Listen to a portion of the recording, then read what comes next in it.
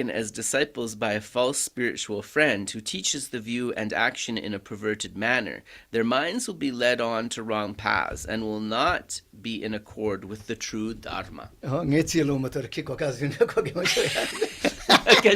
Geshe says I was kind of chuckling at him with those words. I'm not actually chuckling at him.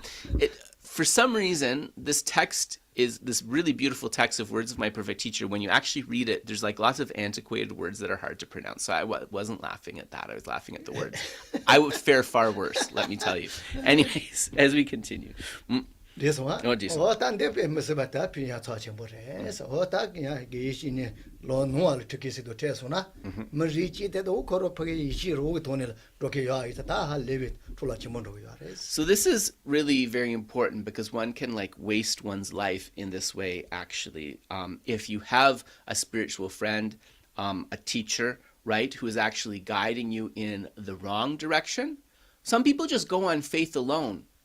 And they never question that. So you can end up wasting a lot of opportunities that way. So one must be careful. Oh, tang ngazu mombochi ha ko sara wa semotwa.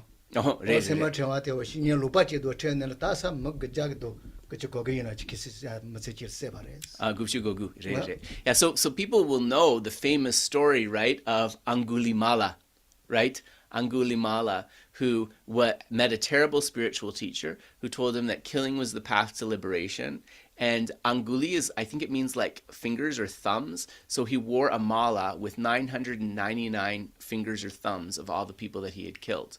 타마 손지도 체네라 아고사로 다 손지도 체네 드네키 강가 저와도네라 무세 텔레가 바트니 소야르테네 강가 주마차네 다 타비쇼를 페도 바트니 주마레스. But Angulimala, he met the Buddha. He was able to see the faults of that, to purify that negative karma, and even able to, through purification, achieve the state of liberation in that life. 다 세모체가 시왕가마게 다 주년보지요. 다 진짜세 주는 일이시. So Geshe is recollecting that there is a story of one of the previous lifetimes of Angulimala. So if there is time at the end of the session today, he may share that story. 손지를 깨졌잖아. 다 드네 세모체가 사야되는 손지도 저와 간디스 자는 거여 보쳐서 말해서 깨졌지가 손지가 무슨 대지고 말해. 시왕가만 아닌데 내들이 깨져 말해. 저는 주디시 말해. So how this story happened is some of the disciples of Lord Buddha, they came to him and said, how is it that, this being Angulimala was able to meet with the Blessed One, and how was he able to connect with study and practice? And then the Buddha explained it is not just through the causes of this lifetime, but through the causes of many previous lifetimes. And he explained something about those previous lifetimes of Angulimala.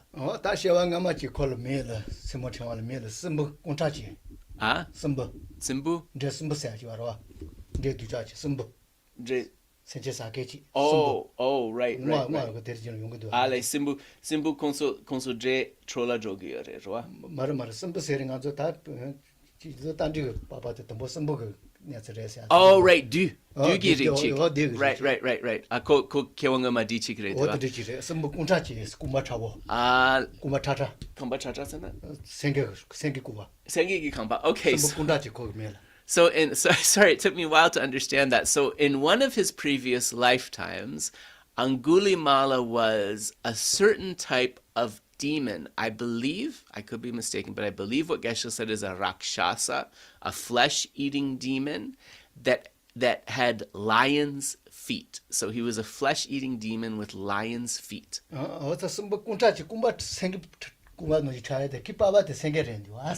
the reason that he had a lion's feet, the reason that he had lion's feet was because in that lifetime his mother was a lioness. Yeah. So Geshe said that he's heard many kind of stories connected with this. So if there's time at the end, maybe we'll share a little bit of those. Oh yeah, that didn't do us. Oh, that Oh, that Lelo, Oh, that's what no, Chila Loban did you send it to maybe Lologen and Lelo to Shisho so the Chimando. People who want to learn the Dharma but are too lazy, without even a trace of diligence, will never accomplish it because they are so ensnared in their own indolence and procrastination. So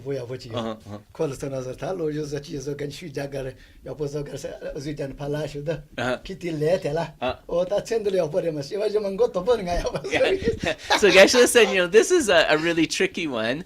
He has a friend, a close friend at the monastery, and whenever people would sort of admonish him to study and practice kind of more and better, he said, this lifetime is already kind of a write-off. So what I've decided is that next lifetime, right from the beginning, I won't be lazy. So Geshe said, kind of funny, but also something to think about. And of course, this is incorrect because we don't know what the circumstances will be next lifetime. So we have to take whatever we do have in this life and do our best.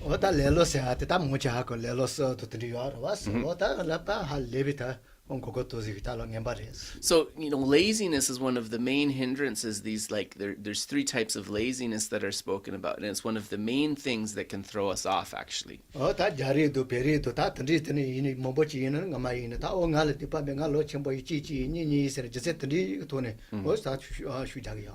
So there's this laziness of discouragement, for example, and Geshe said he sees this especially like in Asian Dharma communities, like amongst Tibetan and Chinese and things like this. They say like, I'm too old, or I don't really have the capacity for understanding, and they get kind of discouraged, and that becomes like an obstacle in their practice.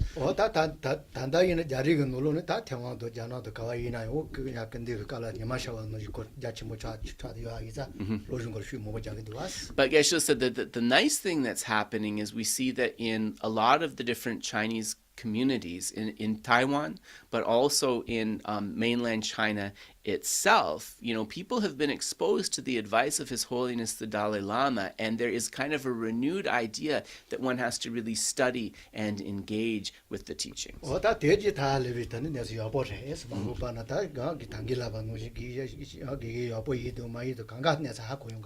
And that is really good, because one of the main benefits of that, there's going to be fewer problems, because people will know how to distinguish between a true spiritual teacher and a false spiritual teacher, right? Dharma gives us that tool. Oh, that's again.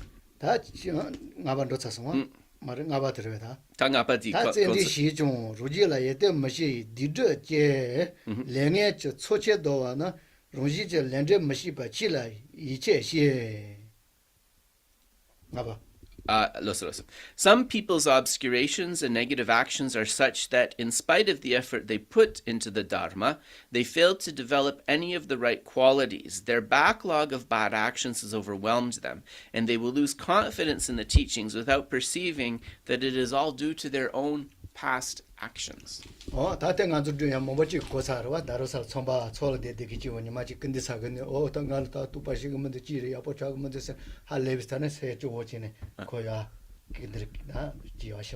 So Geshe says some of you may remember, because he thinks he's told this story before, but it really relates directly to this point of one of the people, the yogis, I guess, who does retreat in the hills above Dharamsala, and he was really putting a lot of effort, but he didn't feel like he was making any progress. And so he was kind of very despondent. He was able to have a meeting with His Holiness the Dalai Lama, and he said, to the Dalai Lama, I've put all of this effort, but there's no meaningful change or realization. And he felt really discouraged.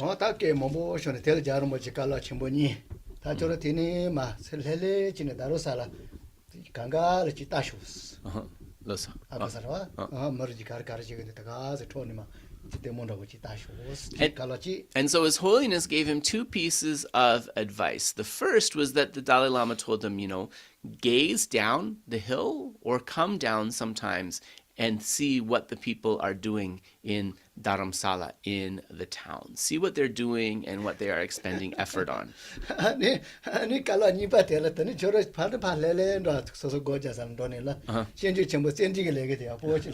And the second piece of advice was, having kind of relaxed your mind by considering that, read and meditate on the joyous effort chapter of the Bodhisattva Charyavatara.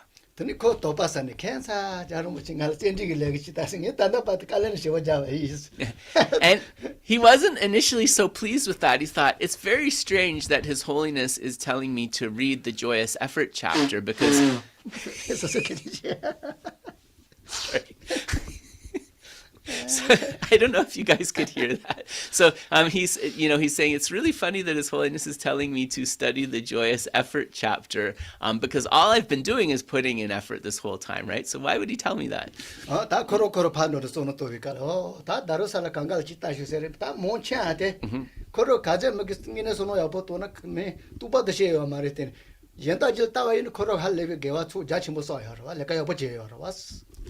Abu Komason, the Dharma Saladan, Javati 세죠 뭐 강가 Kandis, 들어가서 샤워 취주지는 거 코네 대대요 와스 Ngodrup to Gires, Karesagia. 아직 그렇게 이거면 됐어 Ale. 뭐 강가 깨자시 자투 Yeah. 거 코네 들어가서 겨 만드는 대대요 Ale, los. 들리다가 이런 그런 거 같이 뭐 제요 와스 So the benefit from gazing at what the people in Dharamsala were doing, he saw that they were all engaged in kind of, right, their worldly occupations, and when they weren't doing that, they were like talking to each other, drinking tea and so forth. In other words, didn't have much of a chance to engage with what is virtuous. So we understood that even though realizations might not be happening, I've still been engaged with what is virtuous. So I don't need to feel so discouraged. 대질 따와 이는 코로 가초야 이네 지나 어게와 초야 게와 자침보서 다 초사 슈침벌레 같이 얘기요 와스 And that gave him reason to be joyful because kind of through really persevering in the cultivation of that virtue, he was able to accumulate great merit and also purify obscurations. 다음 쇼진을 키겠더니 그가 여보려 맞니래 맞에서 계속요 와스 센티를 내가 따와 이는 가초로데 레카체 대야 센티 따다 피다 보진 너무 됐다 하고서 어수자야지 마도 Usujaya. The second instruction from His Holiness was to read that joyous effort chapter. And as he read that joyous effort chapter, he saw that what he was doing was not really joyous effort. It was mere toil.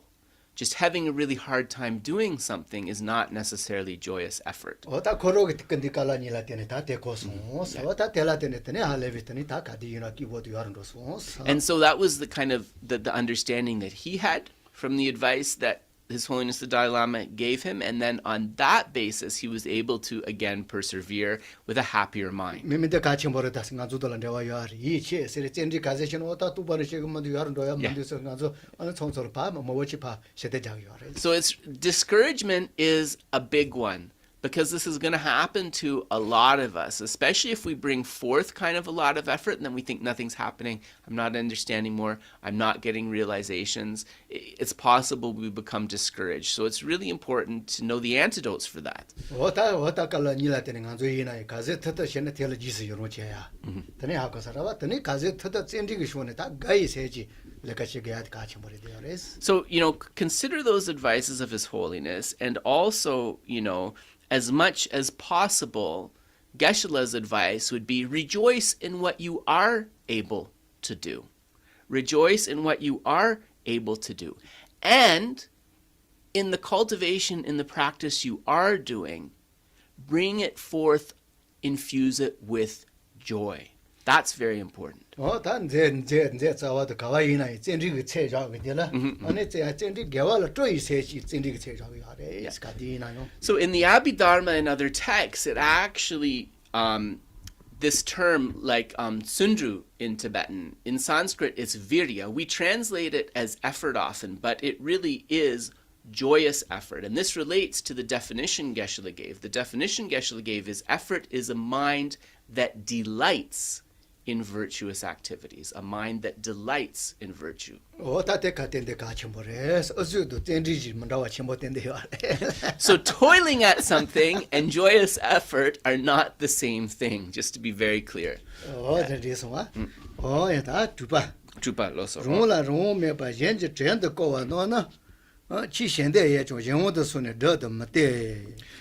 Those who are in servitude to someone else and have lost their autonomy may want to take up Dharma, but the person who dominates them does not allow them to practice.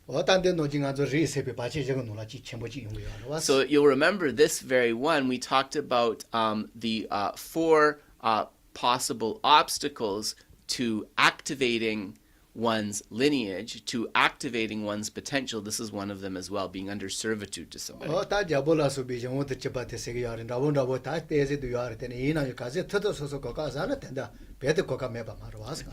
So all of us kind of have to answer to somebody, but it might not quite be like being in servitude to a king or a lord or something like that in olden times. There must be some windows of opportunity there. So what we want to do is, as much as possible, is locate those windows of opportunity that we do have.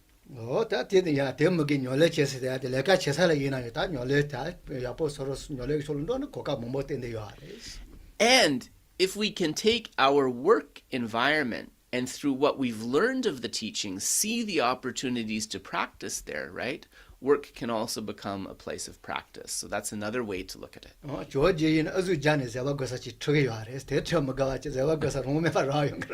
So Lord Atisha, he had to put like a lot of effort into like recruiting people who would be really annoying so that he could practice patience. Most of us don't have to recruit people. We don't have to look far and wide, right? In our workplace, we'll have plenty of people to practice patience.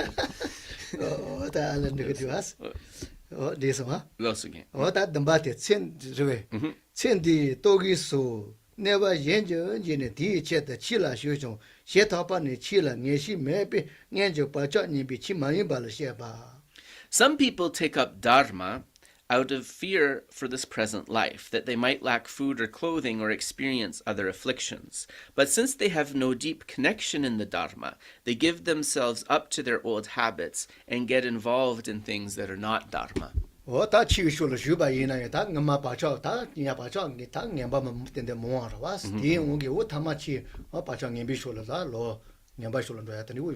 So it's possible also that people take up the practice of Dharma, but then due to negative imprints in their mind, even though they've taken up that practice, those negative imprints will ripen, and their practice of Dharma will become something that eventually leads to a wrong path, right? This is possible.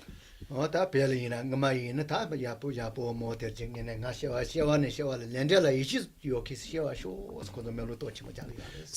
one of the traditions in Tibet with older folks, one of the prayers that they would make is that from lifetime to lifetime, may I be reborn as someone with conviction in karma. May I have conviction in karma from lifetime to lifetime.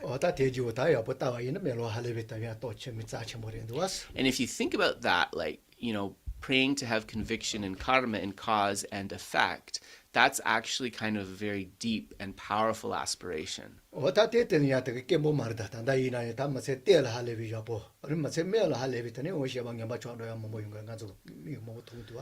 it's important to have that mindfulness of it, because we see so many examples, right, of somebody who in the earlier part of their life, they start out really well, but as they come to the later part of their life, they fall under influence of folks and they can become a very terrible person, actually. And so, this happens because of those kind of latencies, those imprints of those sort of obstacle situations in their mind.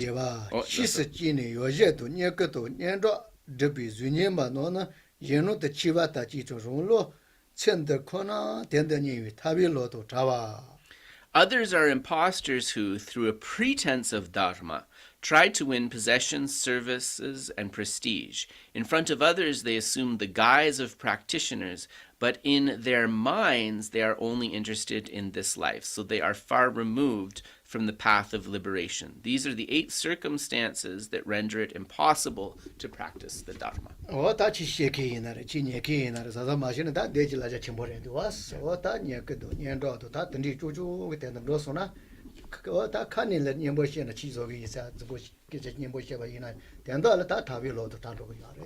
So really, this is important advice for the listener of the Dharma and also for this person speaking the Dharma, right? If one is motivated by fame or by wealth, then although one may speak beautiful words, right, there's not an intention behind that, right? One must really speak those words connected with that aspiration for liberation.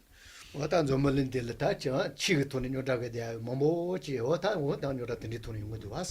you can see like this false practice of religion. This is really the cause of a lot of the religious strife, the religious conflicts that happen in the world, right? So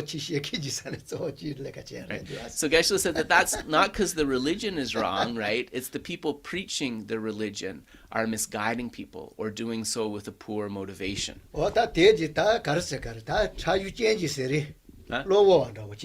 Yeah. So we have to see these outer conditions as sort of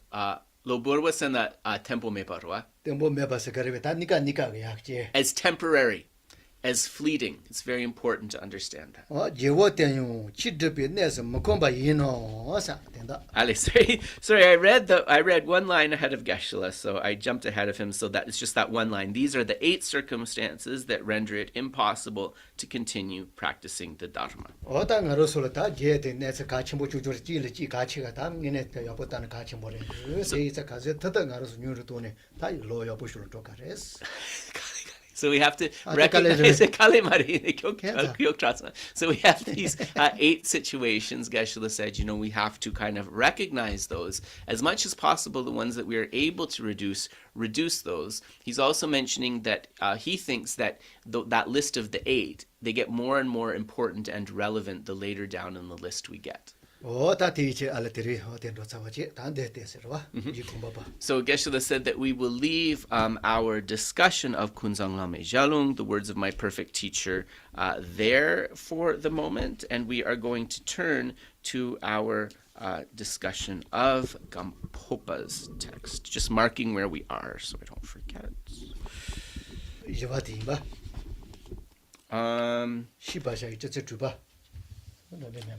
Jati, yes, lakpa yonko get it. Betrutsa standa yes. Nanso shegoya genetsu sumjo sung. Nanso jipa dila yoje lu dan kedi kola.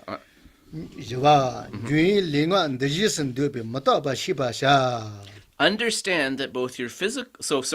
we are on the 10 things to understand, which is on page 4. Understand that both your physical body and your voice are impermanent because they are conditioned. So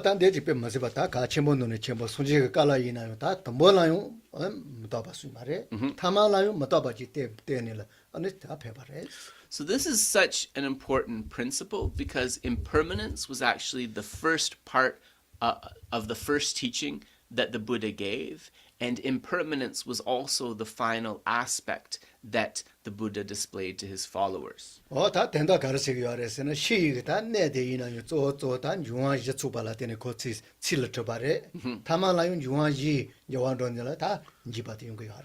what this shows us is that everything arises from the coming together of these 4 elements with those causes and conditions, but also those 4 elements are conditioned, so they are impermanent, so everything will dissolve away back into those 4 elements as well.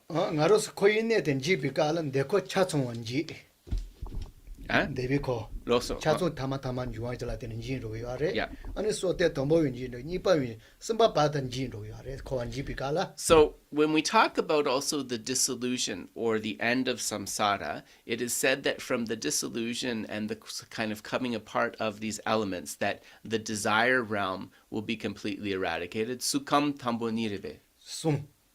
And the first sort of 3 levels of the form realm will also fall away. It's said from the realm connected with the attainment of the 4th level of samadhi or concentration and so forth, you don't have this kind of complete dissolution or destruction, because the wind element is said not to pervade that realm. This one, that take is a motor, that noji, that coin net, noji, Narusuinayo, and no senchinayo, so you want you to Palatino to Pachires. So that's about the abodes of samsara, but also in terms of the inhabitants of samsara, right? Us sentient beings, our bodies are also arising from these 4 elements. Therefore, they will also dissolve, fall away with the dissolution of those elements. This one, that Riji is an Arosa Tanz Mari Patitan Goko Tony Taron, see in I touches on Shushuago Yare, or that Tigatanic also.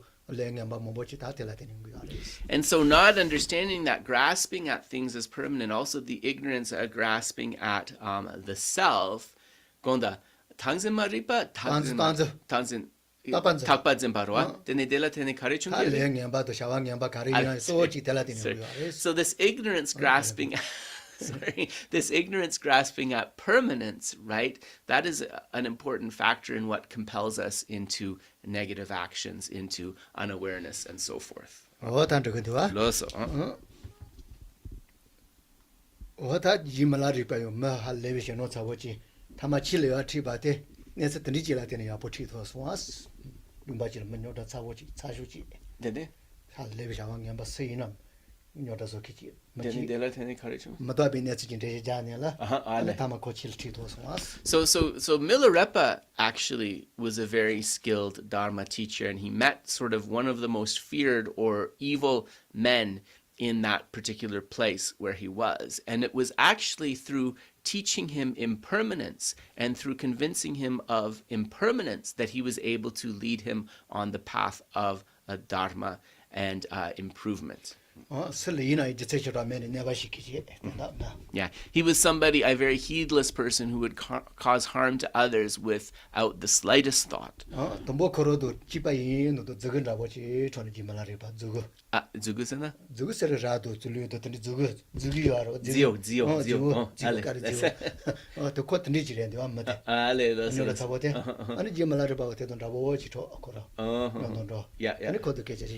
So he was some sort of shepherd, right? This evil man was some sort of a shepherd who would take his animals up into the pasture. And to sort of connect with him, Milarepa also kind of took on the aspect of being a shepherd and would sort of follow him as a way of making a connection. Ale. Ale. Okay,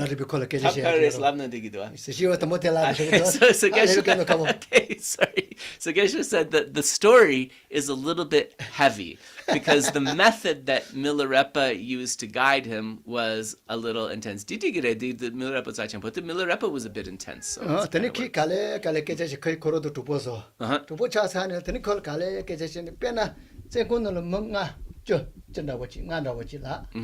아니 로 니서제는 콘조 강가 세야이나 yeah 하고송 콘조 자리자는 기발에 코노스테 정보진에 대한 야가레스. So one of the things that Milarepa said to him was that if there were 5 people in prison and they knew that they were there for 2 or 3 years until their date of execution, would it be better if in those 2 or 3 years they were all fighting and undermining each other, or would it be better if they were getting along? Yeah. And he said, well, it's better if they get along because there's no point in fighting because they're just going to like die in 2 or 3 years anyway. And that acted as the basis. Him admitting to that acted as the basis for Milarepa to start the conversation. Aren't we the same? You know, which of us is even going to reach 100 if that? So we're just like those people waiting for execution as well, right? Except it's the end of our life. So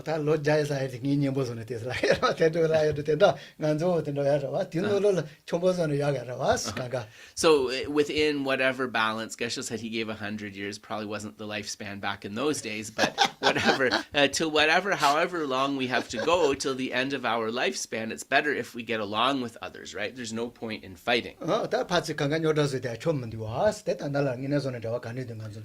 So causing problems to other people when we have such a short time on this planet isn't really something that makes a lot of sense. And wouldn't it be nice if the leaders of the world these days would consider that?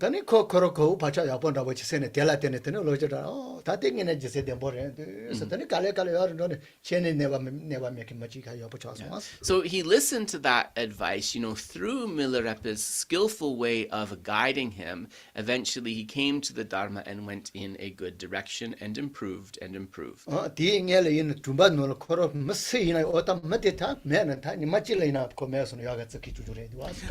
But before that, he was seen as somebody who, like, everybody just wished the guy would go away. They thought, like, it would actually be better if he just had another day to live, right? That was kind of the view that people had of him.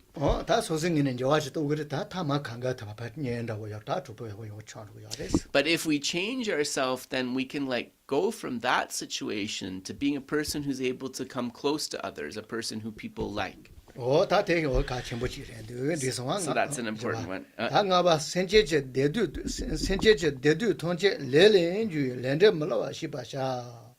Understand that the consequences of your actions are inevitable because all the pleasure and pain of sentient beings results from karma. So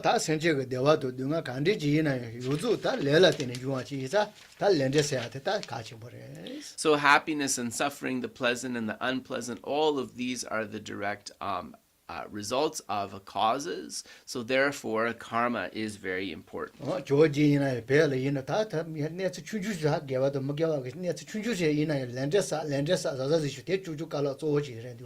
one of Atisha's main pieces of advice when he went to Tibet was even from seemingly small activities, a small negative or positive thing, this will have an effect. So one of his main pieces of advice was to always abide according to the law of karma. So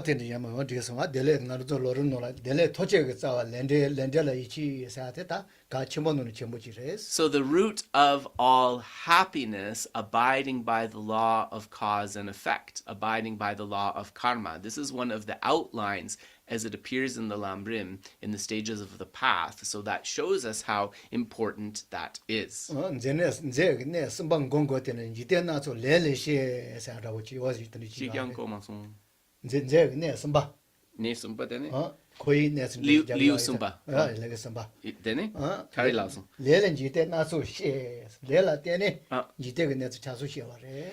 the third chapter of the Abhidharma Kosha, it says that all of the situations of samsara arise from causes, arise from karma.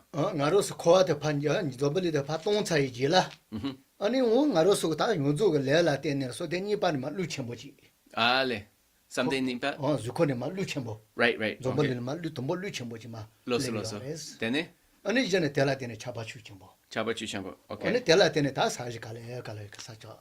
Okay. So sorry, ngai di apo komaso nganso zambuling jigpa drone komba chasa so ne tama ngaroso me uzo ge lela tiene zombali me lela tiene yep zukone ma luchembo lung. Okay, right. Akosarawa yeah lu tagaza mar ja chembo ti sabo right sukane zukone de kolma right. Okay. Tene tena chaba shu chembo shida kolonda wodeni chaba chakba sena nganso chakba de chakki chak mare chaba chak metal yeah ale resin ale charpa shida kolonmuji yeah kol로 chimbo nuji 잡았던 슈 chimbo loso 저 뭐 사야 뭐 하고서 근데 대만아마 루든데니라 Okay, so what Geshe is explaining is that even the arising and falling away of the world, as it's described in the text of the Abhidharma Kosha, this is happening due to karma, right? So the world eventually dissolves, but then from the formless realm, due to the karma of sentient beings, in the formless realm, wind begins to blow. Then from this wind blowing in the formless realm, there is also a rain, which kind of forms into a wheel-like conflagration. From this, attachment arises, which leads to the arising of the metal element, and then the earth, and in this way, eventually sentient beings come to inhabit it.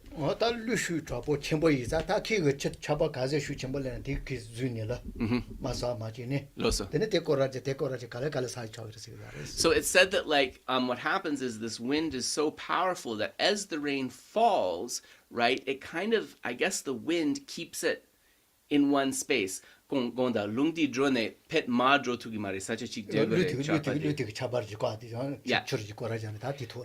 then I guess it becomes this kind of conflagration, and that is how the world is formed.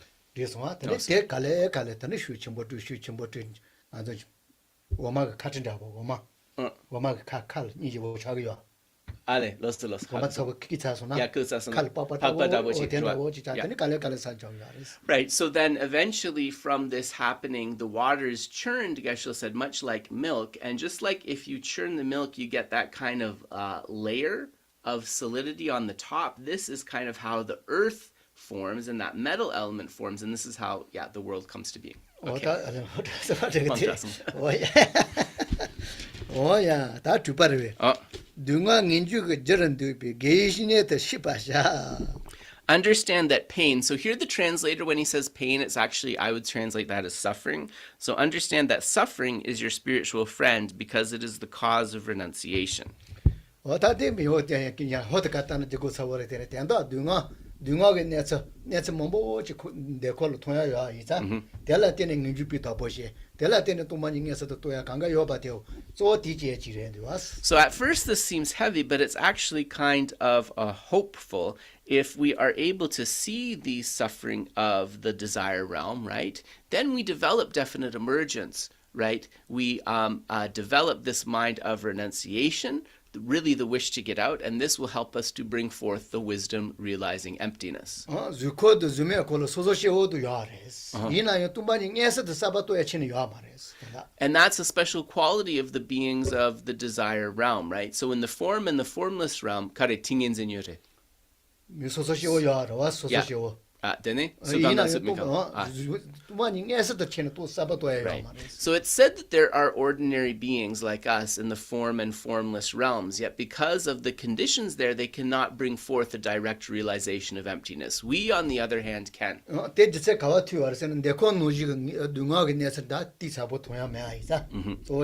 So why is that? It's because in those realms, we can't profoundly see and experience suffering the way we can in the desire realm. That's the reason. So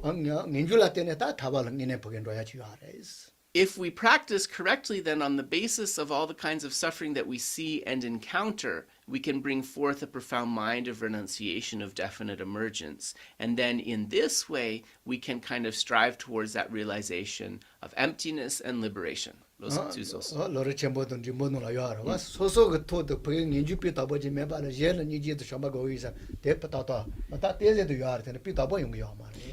Lamrim Chemo, the great stages of the path and the middling stages of the path text, it is said that if one is not able to bring forth renunciation or definite emergence, the love or compassion one has for others will be limited. Geshe said it's still beneficial to have that love and compassion for others, but it will be limited if we don't have this mind of renunciation. And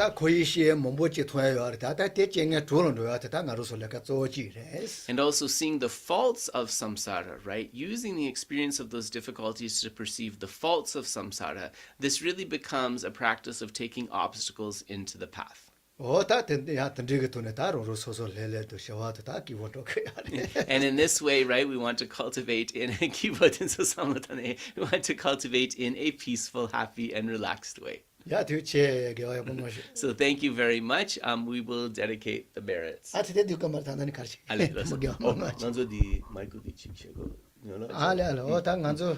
다 치료 스테나 주야래 가서 거기 야포치 토리로 들어와 제 어떤 양만 가서 어서 쉬어래 다 거기 이제 예차고 허드갈단 나자 침보지라 되네 로저로 온도찬디 왔어 So Geshe is just as we dedicate the merits asking you to keep some space to dedicate for Michael Yum. Michael Yum was a very kind friend, Dharma friend of Geshe and myself and many others here. He was doing postdoctoral research, also teaching at the university, and while doing this, he passed away extremely suddenly. So hold the dedication of some of those merits for him.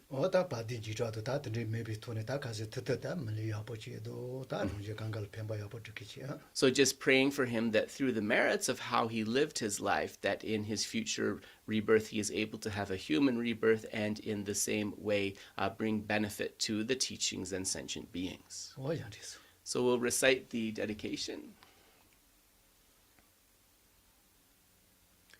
Changju Zemju Rinpoche Maje Banam Jeju Reche Chewan Yamba Meba Yang Gone Gondu Bewa Sho Tongni Tawa Rinpoche Maje Banam Jeju Reche Chewan Yamba Meba Yang Gone Gondu Bewa Sho Jambe Bao Jita Jemba Tong Gundu Zambo Deyan Dejen Deda Gungi Jesu Dalo Je Gewa Deda Tamje Rabdungo Dusu Shebe Gyawa Tamje Ge Ngowa Gangla Chodu Ngaba De Dagi Gewe Tsawa Dikun Kyang Zambo Jeji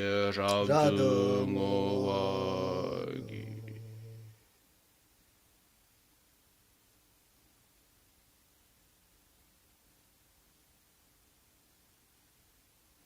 소소 겨와서 빈디파티라 테네타 빈도 물렌데르게 뇨다 치준다 만다요아레 다 강갈로로 솜방에 발라테네 슈와게다 다 대파샤와치 솜방에 바. So then, through the virtues that we have accumulated, let us dedicate this based on the understanding that all of the problems, big and small, that arise in the world arise due to evil and unwholesome thoughts. So through these merits, may the evil or unwholesome thoughts of all beings be completely cleared away.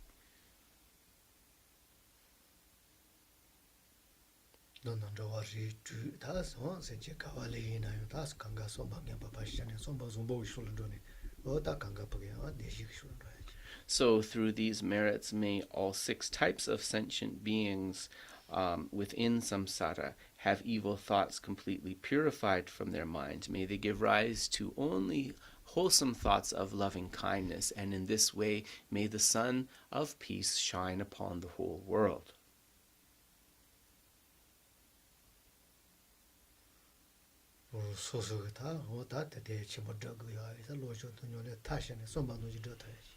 And through these merits, may all of our wishes and aspirations for our practice be perfectly fulfilled.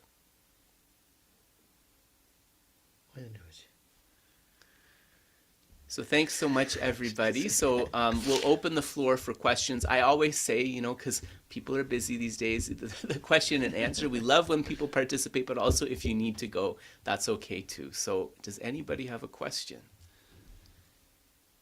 Venerable Tendrinla, yes, go ahead.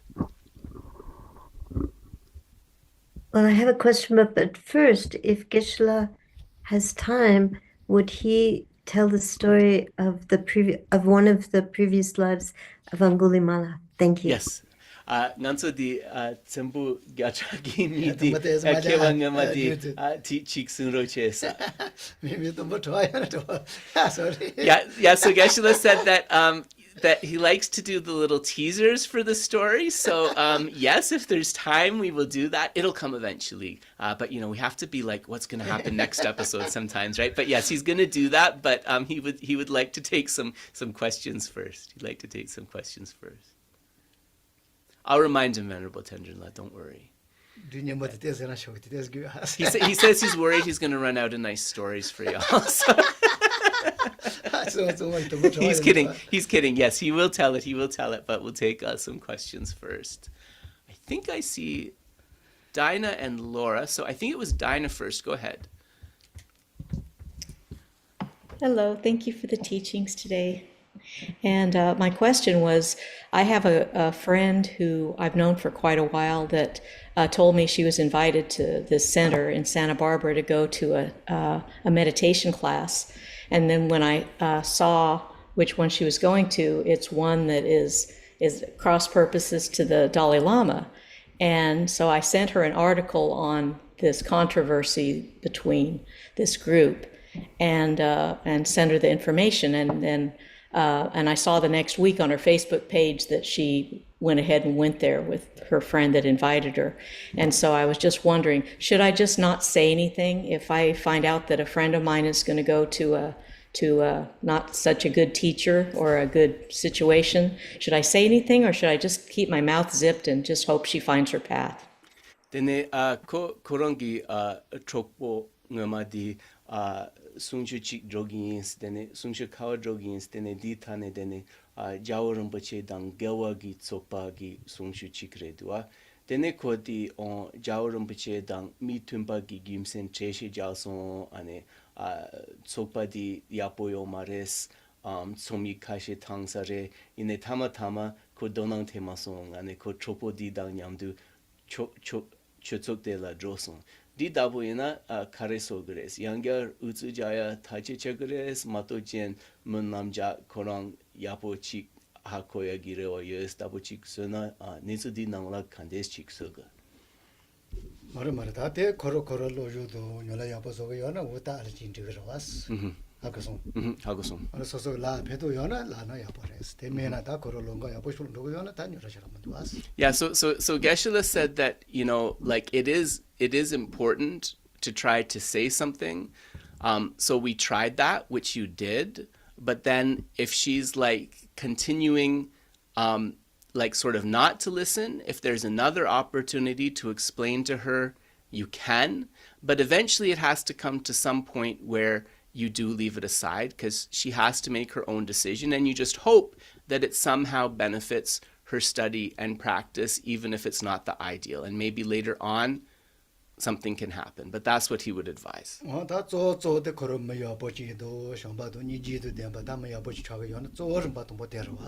like the first step, of course, is that she becomes a decent person and develops love and compassion. So if she's not inclined to listen, you can just hope that for her. 하고송. 하고송. 오다 들으시마도 오다 랭게 오다 들으시오는 발은 다시오 노아시오는 돈에 랭게 봐서 들으시는 오가 졸라지 모레스. Yeah. So kind of sure 모랑레 간소레. 메메 코로로가 노소나. 노소나. 아니 오다 안다면 랭게 봐서 아시오는 노소나. Yeah. This 돈은 졸라지 모레스. Yeah. But Geshe said, you know, of course, like there is that danger that if someone follows the wrong path, if they get bad advisements, that can take them in a wrong direction of further wrong views and mistakes. And that is a very sad thing. So we just pray that doesn't happen, right?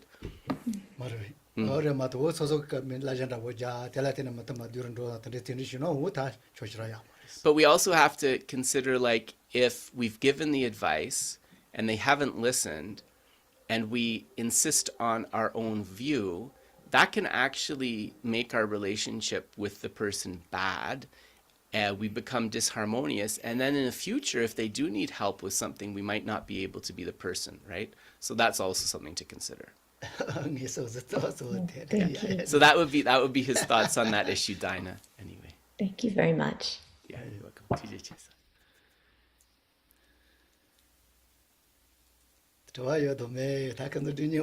I think Laura, go ahead. Laura, go ahead. Thank you so much, Geshe. Thank you for taking my question. My question is relating to the deities Ushnisha Vijaya and White Tara. I have seen very often White Tara being taken like a deity, like Idam, but not so much Ushnisha Vijaya. And if even Ushnisha Vijaya is taken like a deity, it's more like a Kriya Yoga Tantra. It doesn't go up to the highest Yoga Tantra. I was wondering why Ushnisha Vijaya is taken like a protective deity, not so much like Idam deity of meditation. Is there anything special about Ushnisha Vijaya that doesn't allow her to be that highest form like White Tara? White Tara, it's everywhere. I love White Tara. It's my personal deity. But Ushnisha Vijaya, I haven't seen so much transmissions, for being like a deity. It's not that popular. I was wondering why. Yeah. Thank you so much.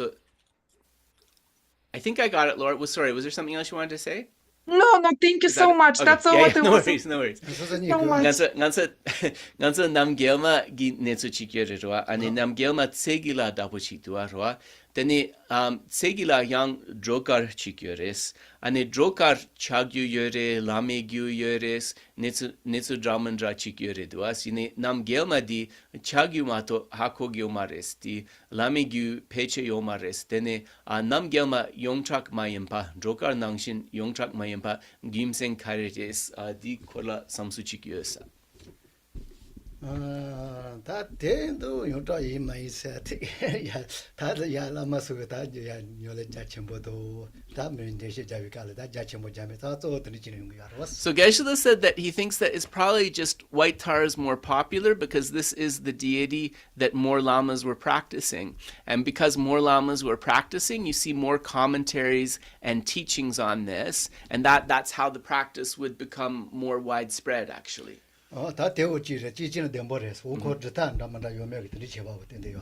And also maybe just there's a more sadhana practices and things, kind of step-by-step instructions for White Tara. This could also be why she's more popular. 지대는 이 비찰다 틀레 오제도 만다와 지도 도마데 대지는 니스 뭐버 투케다 뭐버지 용요 와서 다 드리우치와요. And also just in terms of how the enlightened activities of these deities manifest, maybe. So with White Tara, people will also have like a jelsik, like a vision of the deity. So she will come in visions and things to people who practice her quite frequently. So this could be another reason why she's more popular. So Geshe, he's not sure about all of the reasons, but those are some possibilities anyway. Yeah. I think B is next. Go ahead.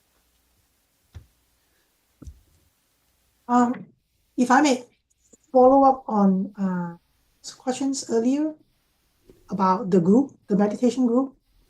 I understand that she was probably referring to any Shutten group. Yeah. And as I understand, the Shutten group is not a desirable Dharma group to go to because of their spiritual leader. It emanates from there. Yeah. Right?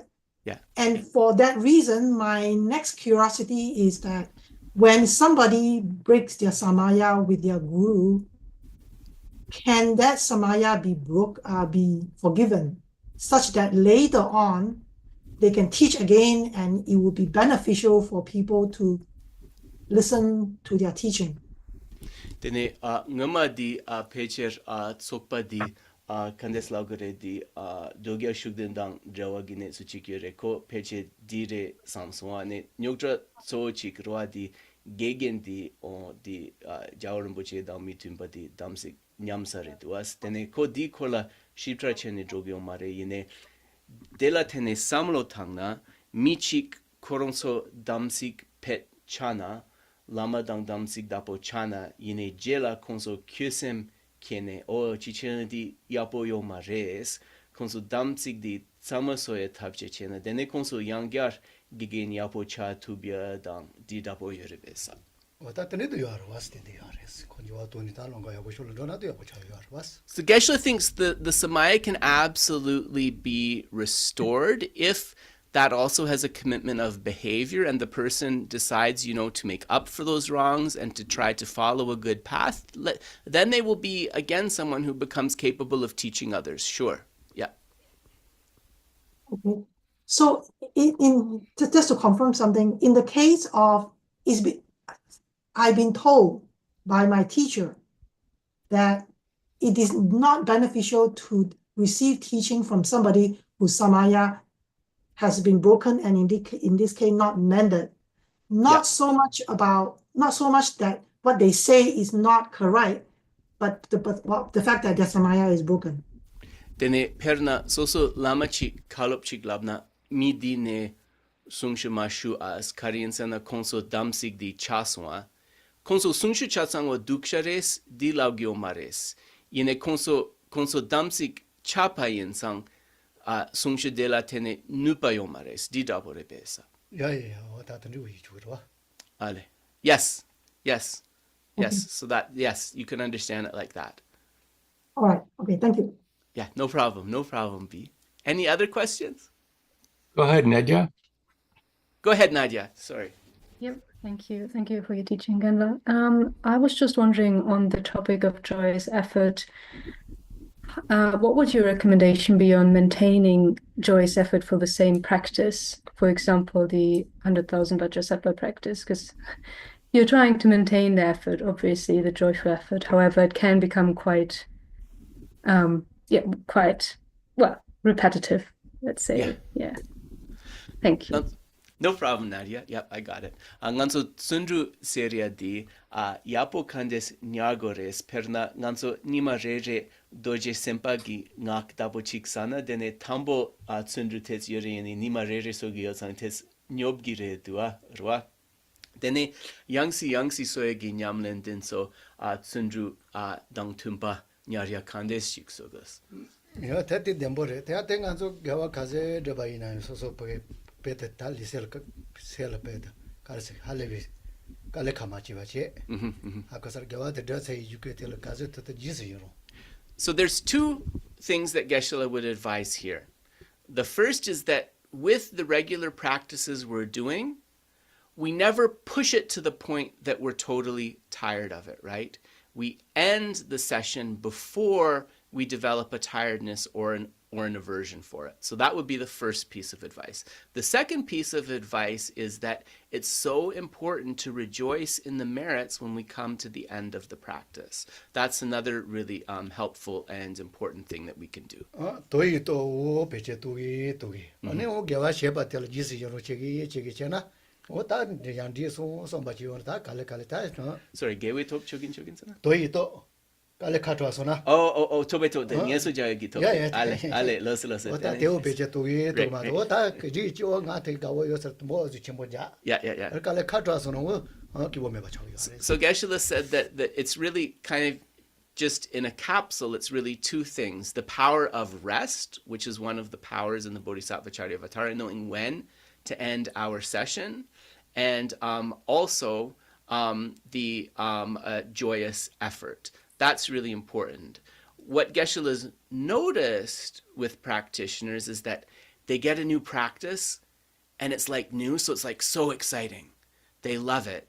And then they kind of like push in this practice. But of course, after a while, it's not as exciting anymore.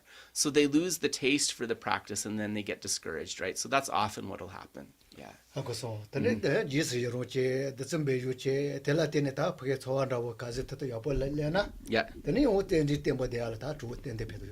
But, we can kind of address that problem, right? By rejoicing every time we complete the practice, right? By also, like if we're doing the mantras, for example, making it holistic, also visualizing receiving the lights and nectars and so forth. And in this way, right, we can kind of maintain our taste for the practice. Right.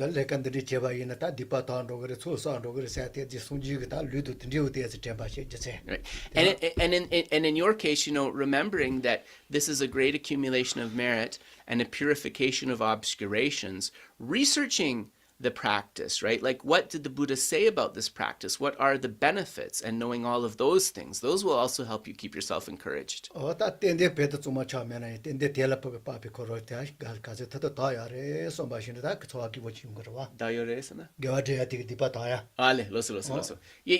and also just really the conviction, right, that we have accumulated merit, that we have purified some of the obscurations. That's going to be something that is really helpful for you.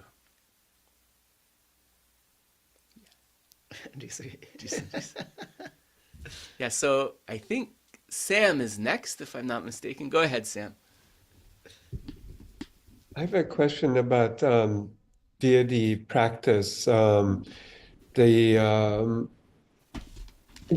have a lot of access these days to so many different deities and transmissions and empowerments. And I heard someone kind of jokingly saying that back in the days in India, one would have access maybe to one deity, would have to travel to even get an empowerment. One would have to travel for many months with a lot of difficulties. And today we get access so easily because of the stream. And how important is it to dedicate oneself to one deity so that the mind stream gets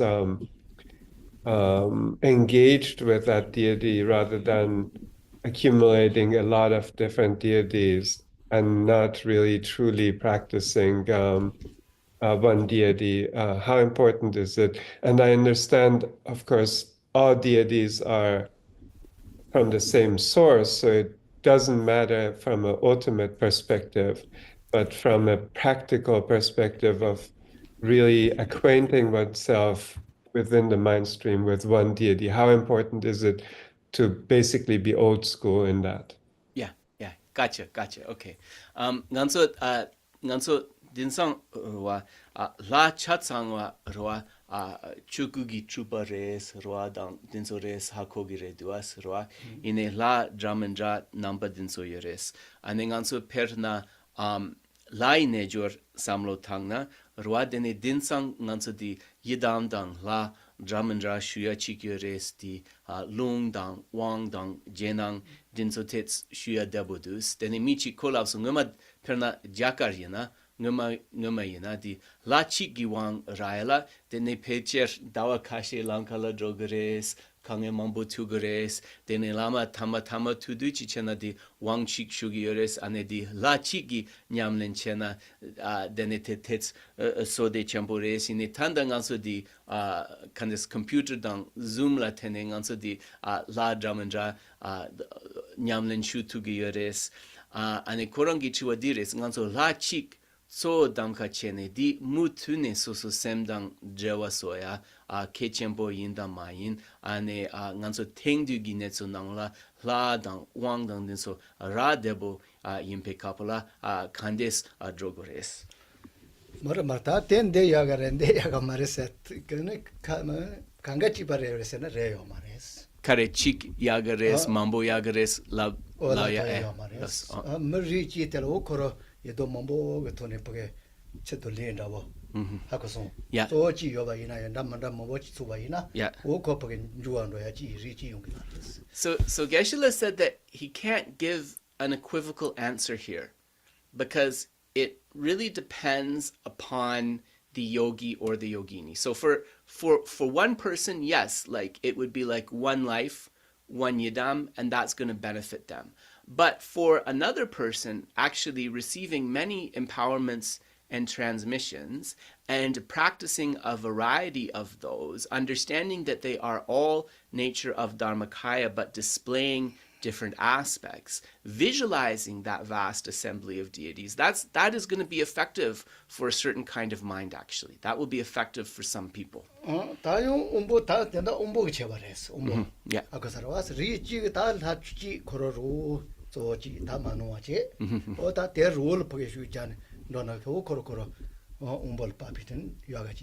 It depends upon our own affinity and capacity. And certainly for many people, right, it is very sound advice to choose one deity as a focus of our practice and really kind of, remain on that, really trying to mix that practice with our mind.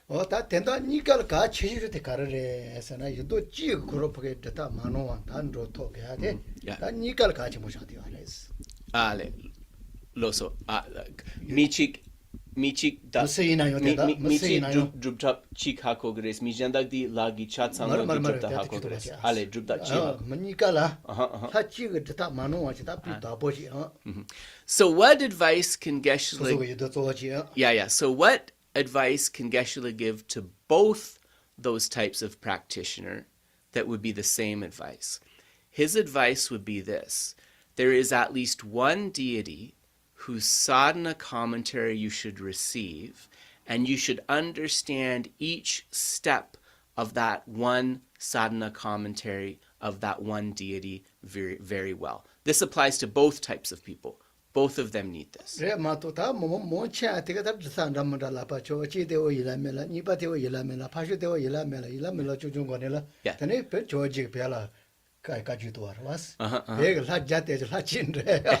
So it's not a problem to connect and receive empowerments with these different deities, but it's a problem of our habit of not engaging with anything deeply. So if you just like get really excited about one sadhana and then you get the next empowerment and then you're not excited about the first sadhana anymore, you're now excited about this new sadhana, and then you get a third one and it's like, oh, but this one's like a lot more kind of exciting than that one, so then you're doing that sadhana and you never actually take the time to learn any of them properly. Like, how can that be beneficial, right? So he thinks that that is what is meant by that famous story of Atisha, where he said, you know, you Tibetans receive 100 deity empowerments and realize none. We Indians take one deity empowerment and realize all. He thinks that's kind of the habit that Atisha was critiquing here. Yeah, listen. Chikyana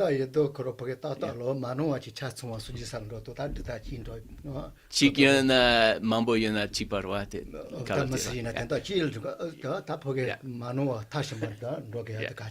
So Geshe-la's advice, whether you're practicing one deity, whether you're practicing many deities, is that you should have one sadhana that you receive instruction on and that you understand deeply and that you know to practice well. And that's whether you choose to just focus on one deity or many deities. That advice would be the same. If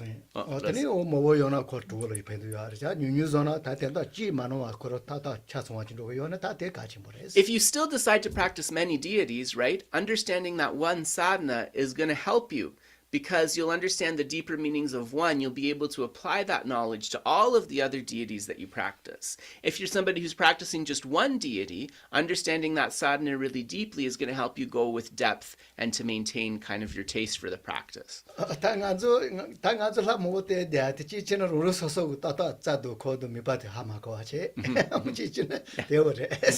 so Geshe said that the deity that we practice, right, on the very subtle level, it said that there's going to be a particular deity that is suitable for our own unique makeup of chakras, of channels, of winds, of prana, and of drops, right?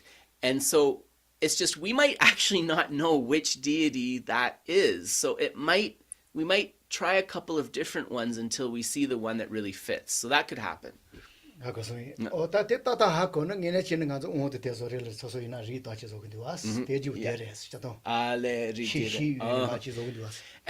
it's actually to kind of help us identify that in a lot of empowerment rituals, you know, you have that stick and you let go and it will fall into one of the 5 Buddha families to show where you have affinity. This is partly to help practitioners discern like kind of where their connection is. Yeah. So Geshe says there's reasons for both approaches in a capsule. Yeah. Thanks, Sam. Thanks, Elisa. So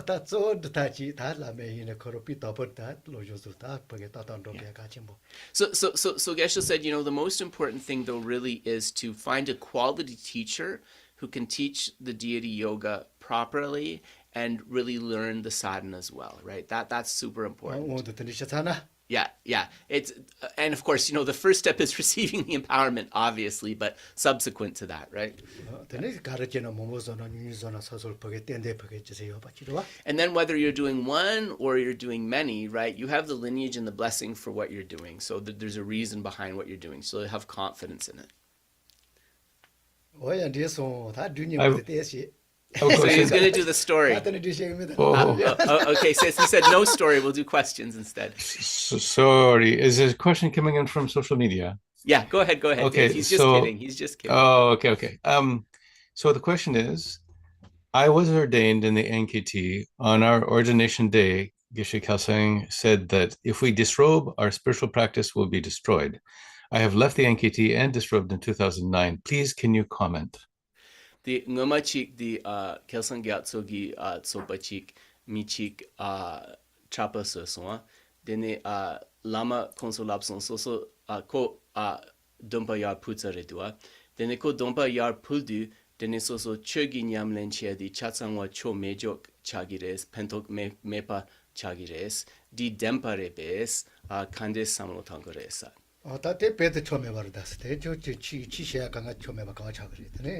Geshe said that he thinks that, he's sorry to say, he thinks that advice is meaningless. He can't agree with that. How could, even if something is a mistake, how could that mistake render all practice useless or not beneficial? That the Dharma is never not beneficial. That makes no sense.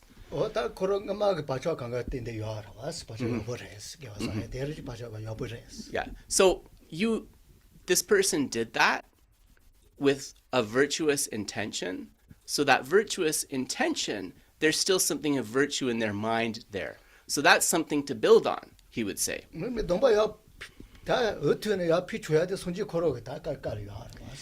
Vinaya, in the text on monastic discipline, the Buddha himself says that in many circumstances one can offer back the vows, and it explains how to disrobe properly. So Geshe is not sure how he came to this opinion.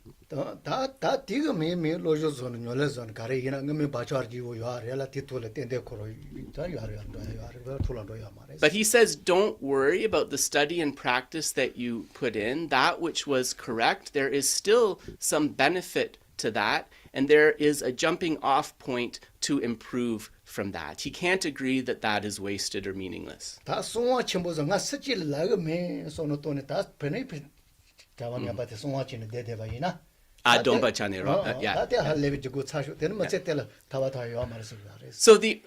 the only, if you look at the Vinaya, the monastic discipline texts, the only way that you can have this type of situation is if you knowingly break a vow and you conceal that vow without confessing and pretend to continue to be a monk or a nun, then it is said the potential for liberation is cut off. But that doesn't sound like that's the case here at all. So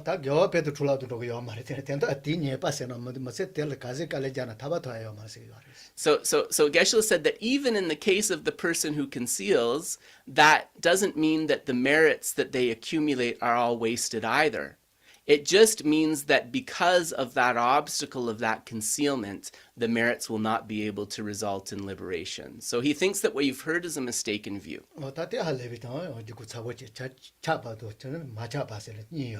Yeah, so there's like a continuum to liberation that is cut and a continuum to liberation that is not cut. And this is explained very thoroughly in the scriptures. Mm-hmm.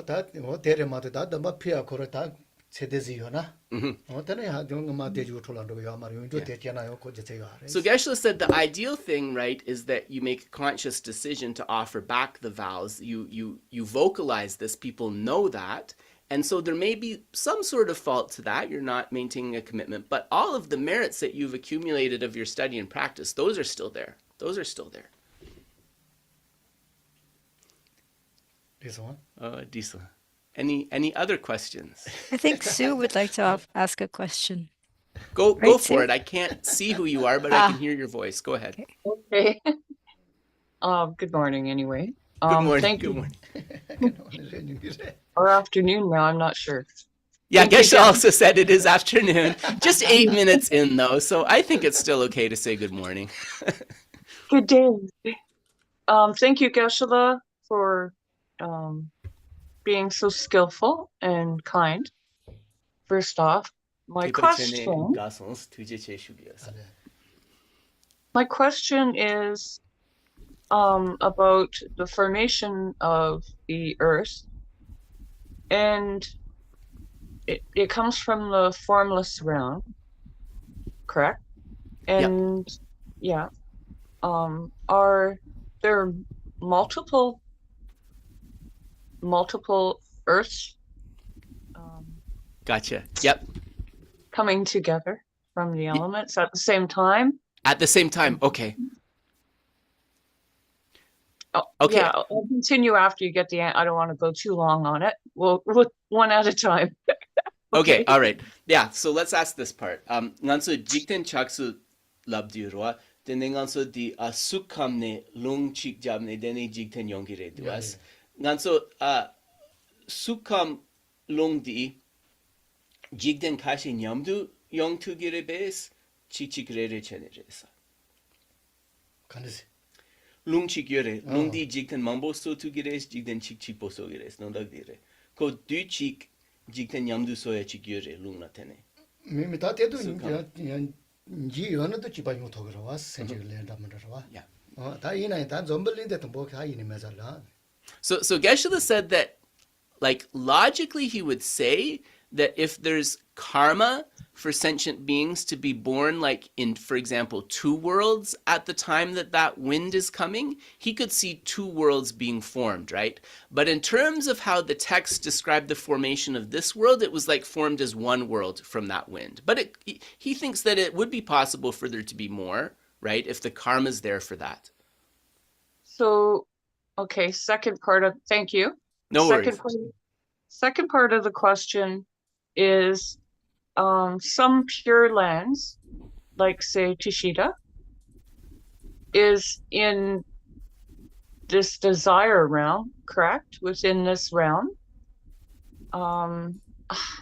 Is it also karma that creates that pure land, or how does it come to pass that a pure land can rise in a desire realm that way? And they chuat nipadi nganso di gyawa jampa gi dagshin di tushita chikyore wa di dekam la yore segituas di dekam yore bes dekam la yuna yang dagshin denso semchengi lela tene chungyeres karela tene chungyeres 말말 된데 걸려 있으나 나치는 대 가딜 열와. Ganden, ko ganden re, ganden segere, ganden dekam la yore bes. 말말 돼 소대지비네. 소대지와. So Geshe said that his understanding is not that Tushita is in the desire realm. Tushita is in the realm associated with the 4th level of samadhi or concentration. And so with Jipadila Ngayores, and so within this kind of realm associated with the 4th samadhi or concentration, there are 8 worlds. And 5 of those 8 worlds are known as Arya worlds, Ganden, or Tushita in Sanskrit, Ganden in Tibetan. This is one of those worlds.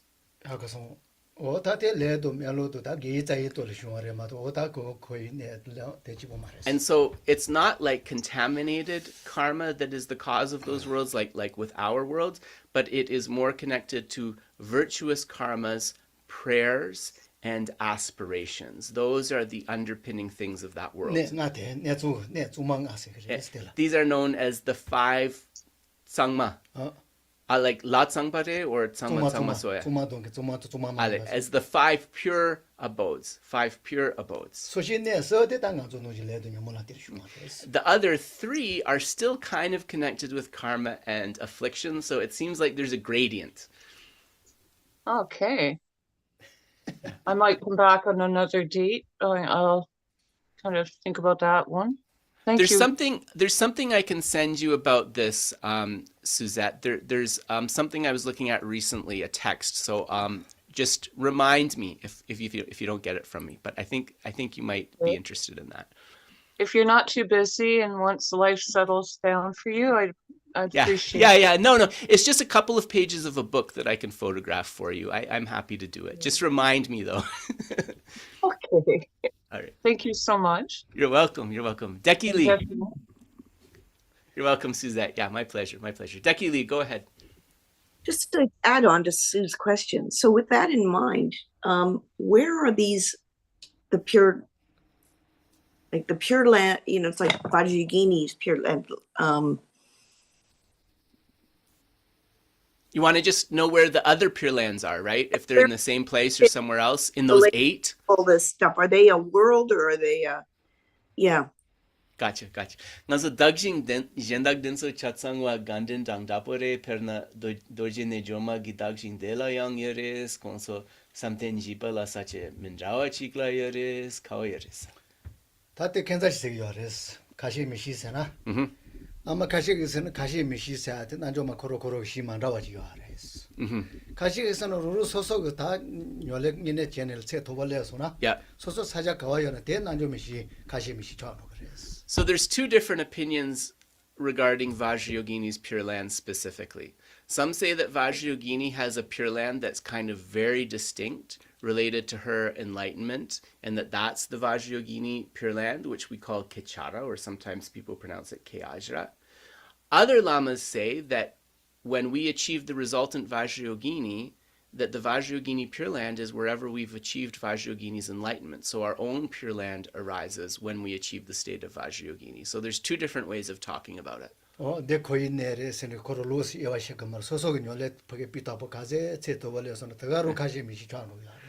Geshe said that he thinks that maybe that's the way to think about it. Don't necessarily think about Vajrayogini's Pure Land mainly being like in one particular realm associated with this level of concentration or whatever. Think that Dagpo Kachut in Tibetan, that Kechara is going to be the Pure Land that comes in the spot where we are when we actualize the state of Vajrayogini through our practice. He thinks that's a nice way to think about it. So Geshe is uncomfortable to say who was right, because both of those opinions come from very qualified persons.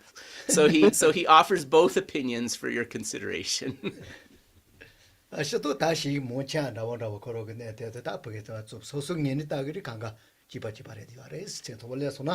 Geshe said that ultimately, when we achieve a high level, we see all these Pure Lands as the same manifestations of the realm of enlightened beings, and there's no great difference between them. But of course now, we look at them as having different attributes, being in different spaces, and so forth.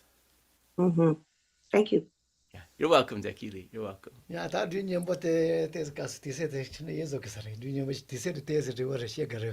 Geshe said, do you guys want to hear the story or not? He'll need about 10 minutes. Okay. Okay, so we'll do it. It's a heavy story, so if you're easily freaked out, he apologizes. It's a heavy story. There's a couple of scary parts, so buckle up.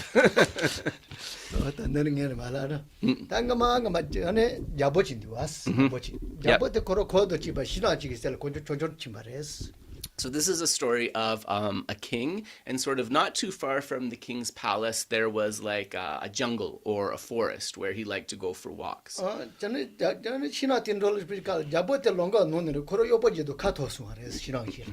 But because he kind of got distracted and went down a wrong path, the king got separated from the servant who was accompanying him.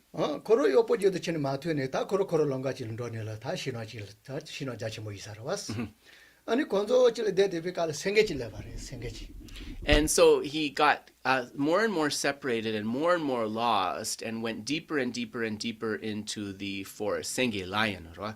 And he eventually encountered a lion.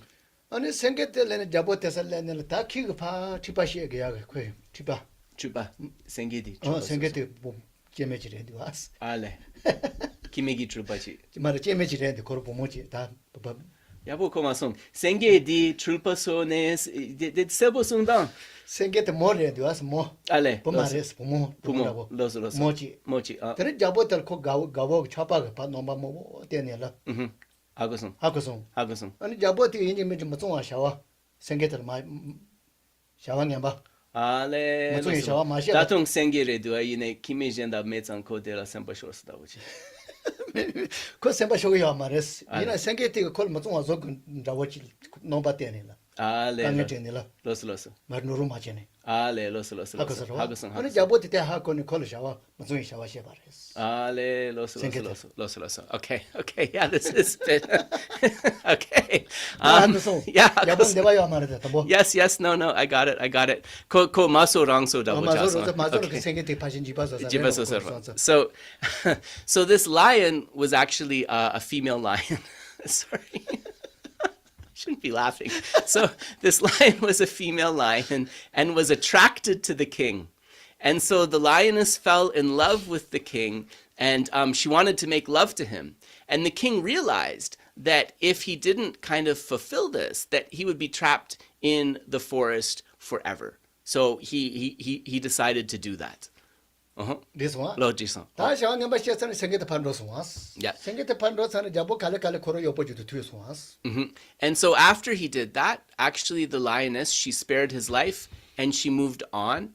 The king was kind of freed. He was able to get out of the forest and meet his servant again. 다 마만더니 디세부터 잡고 걸어서 사자를 만들어 왔어. 포장라파. 보존을 만들어내 디세 다 니마 가zen도이나 나와 가zen도이나 디들이 디세질 생계대 칠레서 왔어. And Geshe's not sure if it was a few days, a few weeks, or a few months later.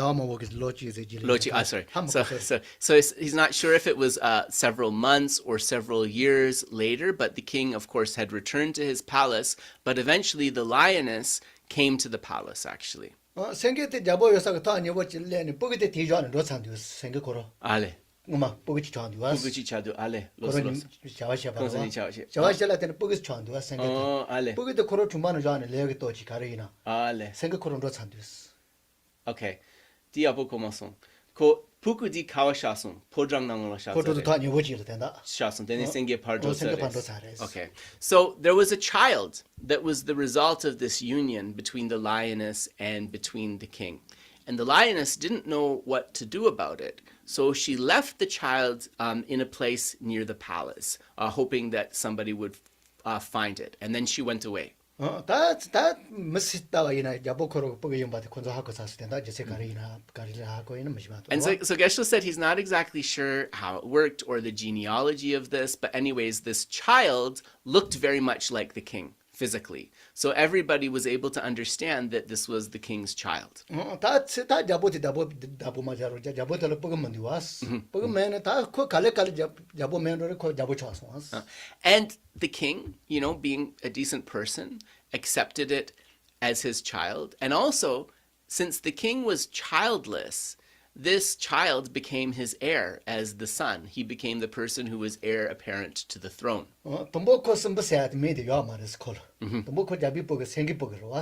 So we didn't call, this goes back to the last story, right? We didn't call this figure a demon, right?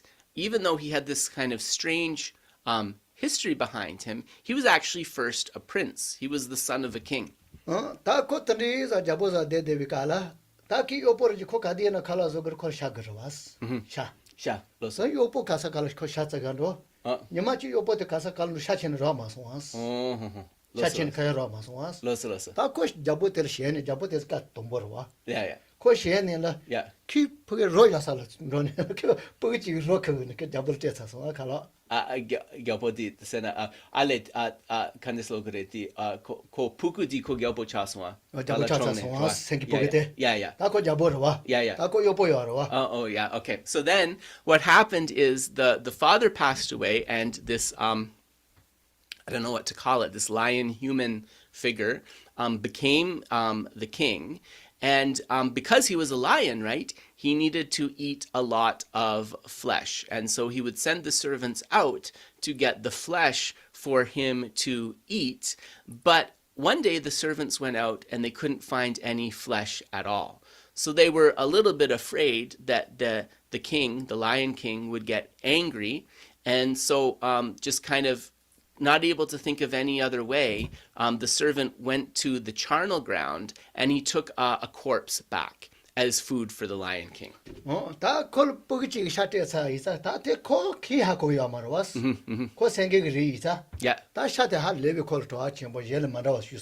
So he prepared it as a dish, so the lion king didn't know what kind of meat it actually was. But when he ate it, because he was a lion, because that was part of his lineage, he actually developed a taste for human flesh. So he said, you need to bring me the same kind of meat that you brought me yesterday, because that was really delicious. Like, that's the only thing that I'm going to be eating from now on.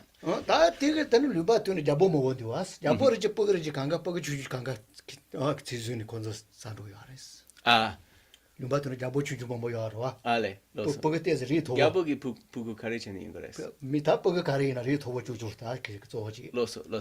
so they would bring him many children, right, that they would kill for the flesh for him to eat.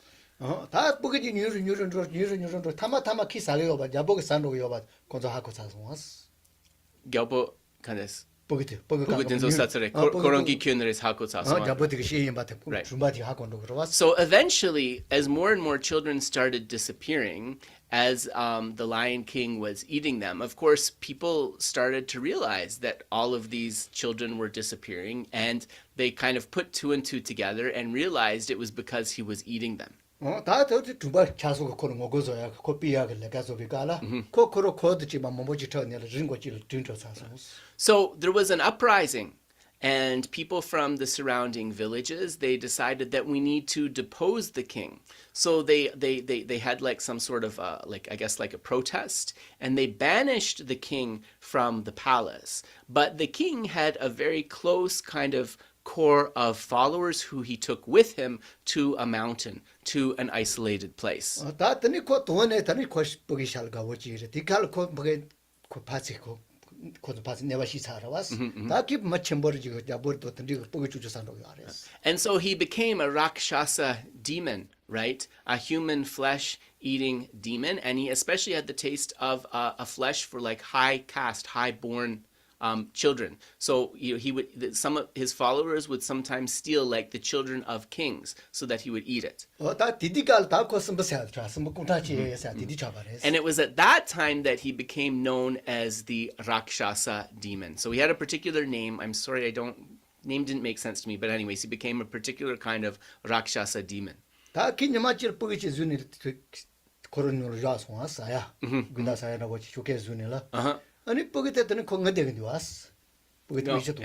So one day he had a child was brought to him that he was keeping in his lair to eat it later. And the child, of course, was frightened, and he began to cry. And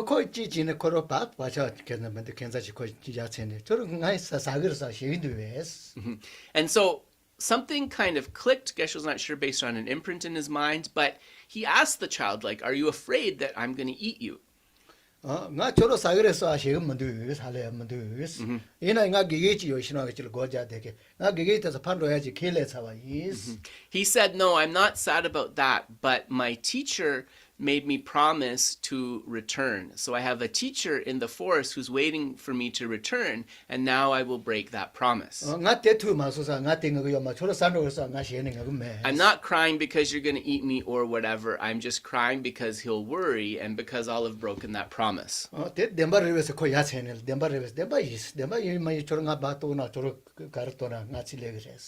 And then the demon asked, is that true? And he said, it's absolutely true. In fact, if you let me go, I promise I'll return after I've just explained to my teacher what has happened. And so that child was said to be a previous incarnation of the being who became Lord Buddha.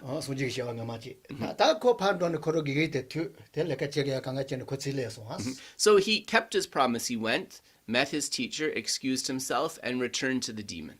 And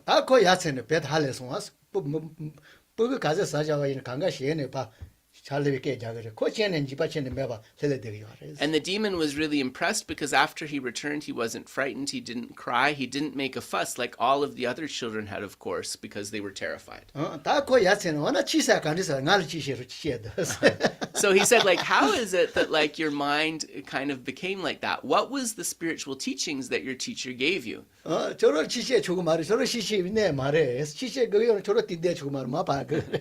so the child said to him, like, I can't teach the Dharma teachings that I learned to you when you're like standing over me like that. That's not how it's done. So you actually have to sit down on a lower place than me. And then I can teach you the Dharma.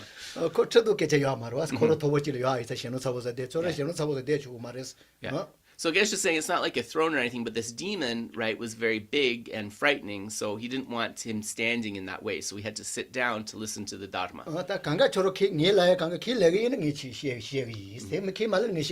And he said, if you accept my advice and follow it, I can teach the Dharma to you. But if you do not accept or follow this advice, then I will not teach you.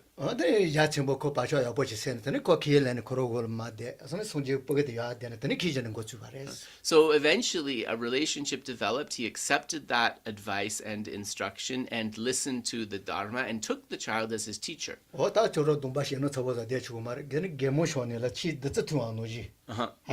Yeah. And he said, when you're listening to the Dharma, you can't do it with this angry, wrathful face. You have to imagine that you're drinking nectar and look relaxed and happy when you listen to the Dharma.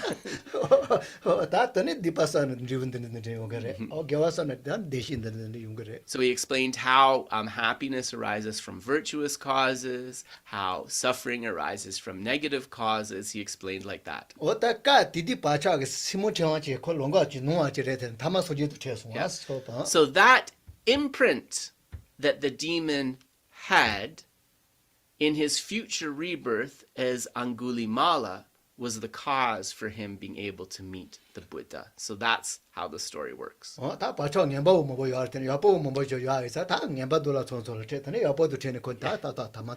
he had lots of negative imprints, clearly, that manifested in a certain way, but he also had that very positive imprint, which ended up being the really transformative thing. Yeah, so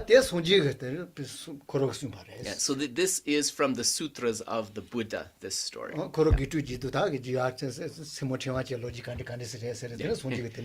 was the response to the question of the disciples, how did Angulimala come to be able to meet you and be able to become your student? It's not just one story, it is many lifetimes of interaction. It is many lifetimes of interaction. So, thank you very much. We are over time, so we shall end it there. See you hopefully next week, everyone. Take care. Thank you. Thank you. Thank you, guys. Thank you so much. Thank you so much. Thank you. We're blessed to have you.